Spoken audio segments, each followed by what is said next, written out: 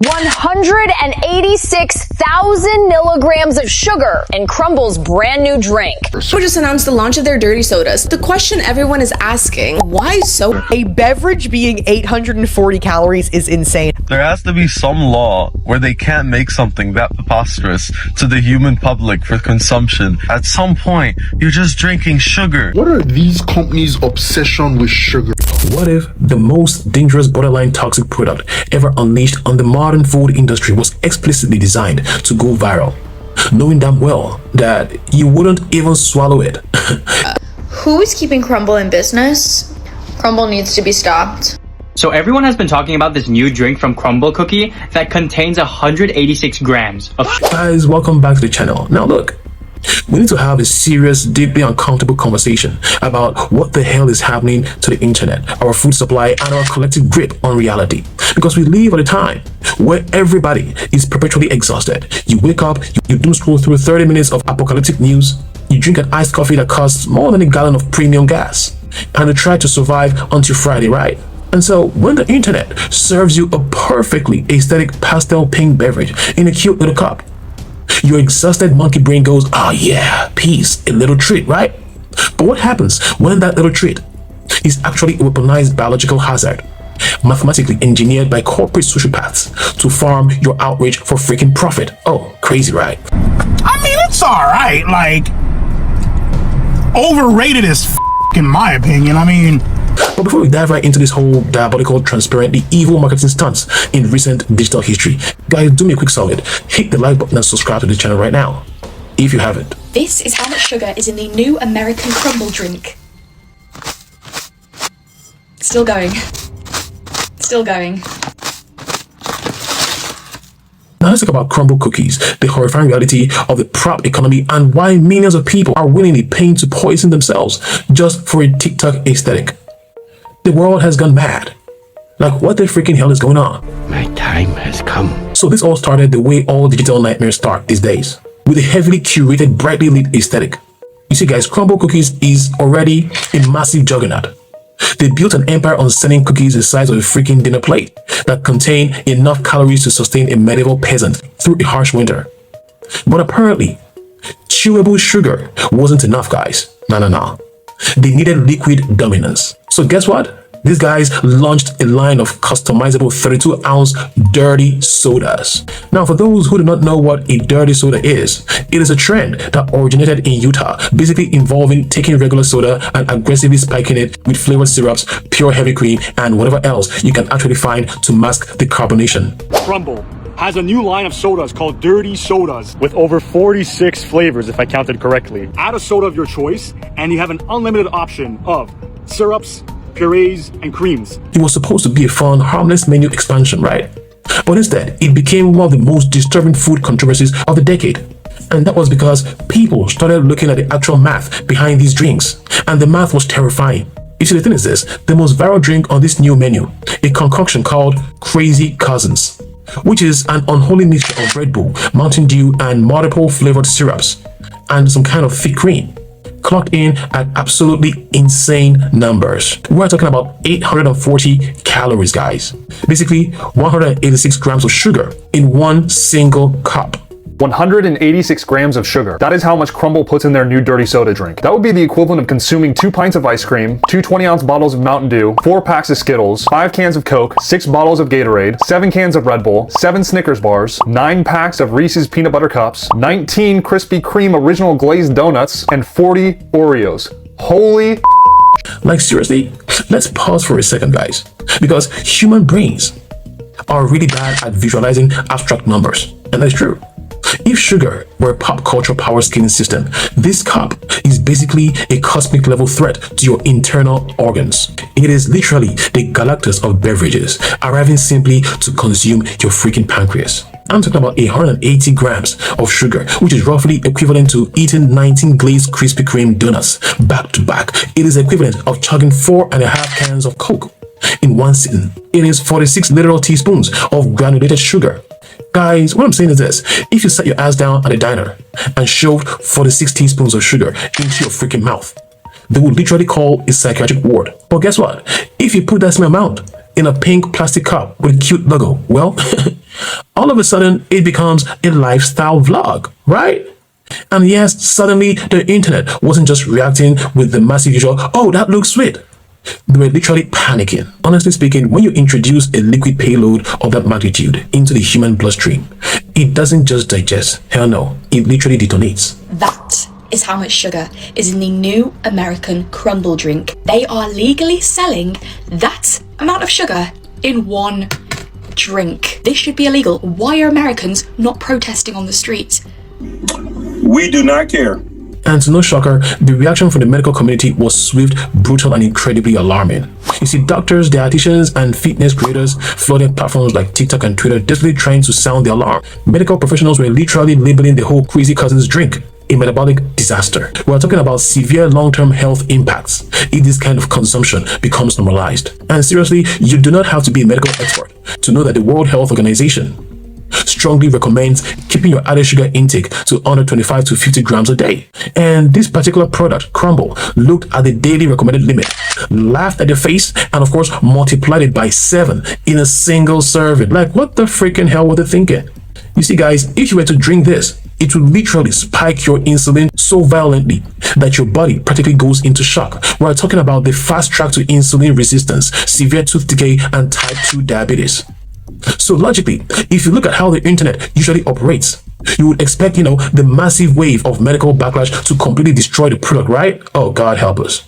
You would expect the company to issue a somber gray hoodie notes app apology, pull the drink from the menu, and promise to do better, right?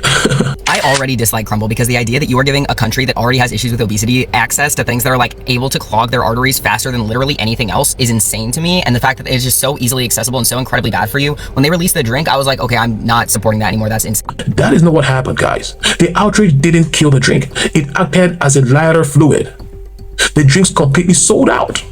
Yeah, when outrage helps you make sales, don't you just like it? I saw Crumbl workers talking about how worried they were for customers because people were coming in to order that drink every single day, and it is so incredibly bad for you. And of course, as the viral momentum reached a fever pitch, Crumbl did something so shady, so intensely calculated, that it shifted this entire situation from a dietary misstep to a masterclass in corporate gaslighting. Me personally, I wouldn't take this level of disrespect. You see, as the viral video essays dissecting the extreme sugar content began doing millions of views, a weird phenomenon started happening. Guys, consumers who were trying to verify the 186-gram claim went to the Crumbl website and their mobile app to check the nutritional data for themselves. Interestingly enough, the numbers were gone. Crumbl didn't issue a statement. They didn't reformulate the product. They didn't apologize for trying to induce a mass diabetic coma. Instead, these crazy, weird people just quietly scrubbed the nutritional information for the dirty sodas from their own platforms. They simply made the data significantly harder to find. Like, for real, trying to find the exact sugar count on their app became harder than finding a financially stable man with good communication skills on a dating app. It was just a void of information. And this, folks, is where the psychology of corporate behavior becomes fascinatingly green. You see, when a massive entity decides to hide information rather than address it, the narrative immediately shifts. It goes from, wow, this product is unhealthy, to, holy shit, what are they freaking hiding from us? Oh, curiosity. Yep, it did kill the cat. What about now? You see, guys, this literally triggered a conspirational curiosity in the consumers. Because once people suspect the company is intentionally covering its tracks, trust doesn't just drop, no, it literally collapses into a black hole of speculation. Oh yeah. And this, fellas, is where the twisted genius of this whole shit is at. Because whether we like it or not, speculation still drives traffic. People were downloading the app just to see if the rumors were true. People were going to the stores just to interrogate 17-year-old cashiers about the sugar content.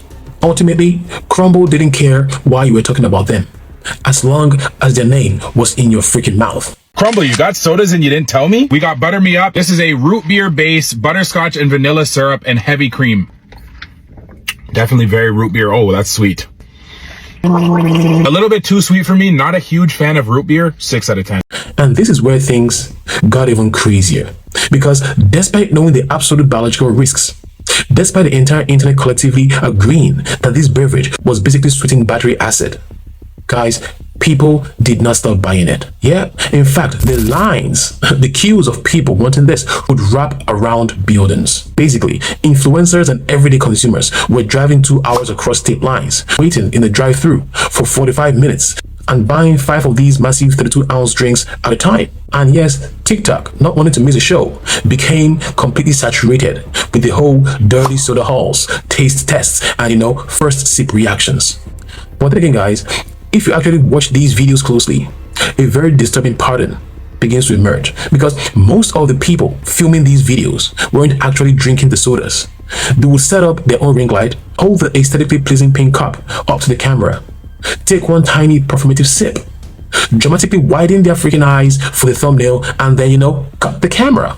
Crumbl just released dirty sodas in a handful of locations. I drove 4 hours to get all these and grabbed 4 different sodas. Let's see if this was all worth it. Meanwhile, behind the scenes, the vast majority of these whole 840-calorie sugar bombs were being poured straight down the kitchen sink. And fellas, just like that, we got into a situation cultural critics would call a prop economy. You see, in the prop economy, the actual physical utility of an item is completely irrelevant. The beverage itself doesn't matter. The taste doesn't matter. The nutritional value certainly doesn't freaking matter. The item exists purely as a physical prop for digital content creation. That is it. Simplicity. And truth be told, we've seen this absurd behavioral psychology before. Guys, think about the height of the Starbucks secret menu craze, where people were ordering $14 frappuccinos that looked like a unicorn, literally vomited in a cup, snapping a picture for Instagram and throwing it away because it tasted like chalk and regret. This is real life. Starbucks just brought back their unicorn frappuccino, and we have to try it to see if it's still as great as everyone remembers it being back in 2017. I mean, think about the sheer unadulterated fraud of the Fire Festival, where people paid thousands of dollars, not for a music festival, but for the aesthetic opportunity to prove that they were at Fire Festival. Degenerate, but true. You see, when your entire existence is validated by algorithmic engagement, you will buy literally anything if you think that it will boost your metrics. And of course, Crumbl knew this. Oh yeah. They didn't build a beverage to quench your thirst. They literally built a hyper-aesthetic, controversial prop designed to sit in the passenger seat of an influencer's Tesla while they filmed a vlog. What I'm saying is this: Crumbl intentionally built a product meant to spark controversy. And by making the drink so visually appealing on the outside, but nutritionally horrifying on the inside, it essentially marketed itself.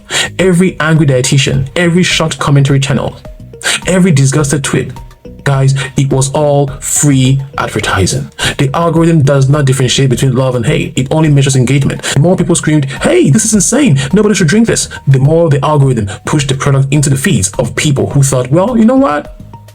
I have to see how crazy this shit actually is. And this, folks, is the exact same psychological loop that we see in almost every modern scandal.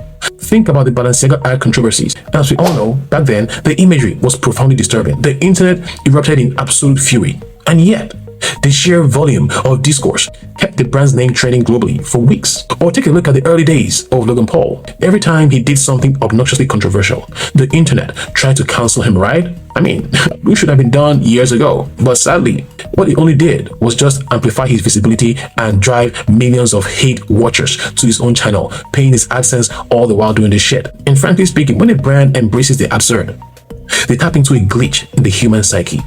Take, for example, we are drawn to car crashes, right? And honestly, we cannot look away from a disaster, right?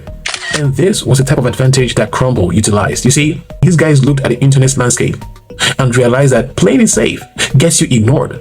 But serving a cup of liquid diabetes? Oh, whoa, that gets you on the front page of every social media platform on earth. As it is right now, attention is the only currency that matters anymore.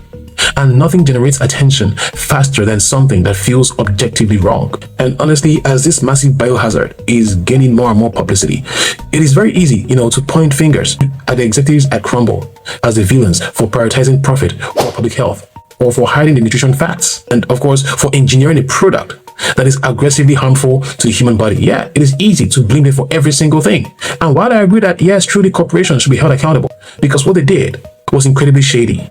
But then again, we need to turn the mirror around. We need to face a much darker, much more uncomfortable truth, which is that these guys never forced a single drop of that syrup down anyone's throat. They didn't put a gun to anyone's head and demand that they hand over $8 for a cup of heavy cream and Mountain Dew. No, In fact, the internet did something far more powerful than complaining. The internet rewarded them for their own bullshit. Guys, we bought it. We shared it. We filmed it. We argued about it. We turned a terrible, dangerous product into a cultural phenomenon. Even the people criticizing it, like myself included, are actively playing a role in its sustained relevance. Oh, God help us. And so the fundamental question isn't just, why would a company make something that's absurd? Nah. The real question is this: why did we make it so wildly successful? Oh yeah.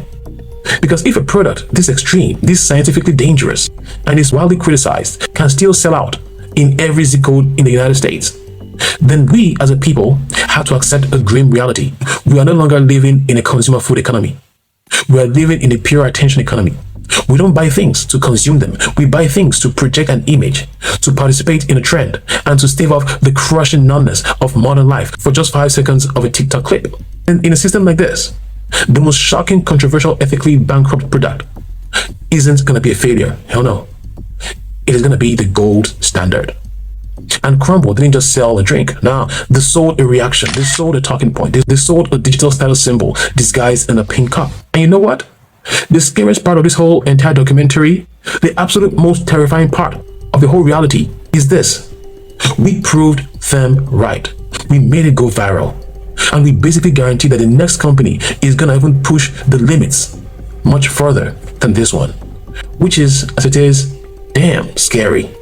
But then again, guys, if you made it this far, guys, don't forget to like and subscribe to this channel. And I'd like to hear your thoughts. Do you think companies like Crumbl are evil for making this shit? Or are we just stupid for buying it in the first place? Put your thoughts in the comments while we go through it. Till next time, cheers.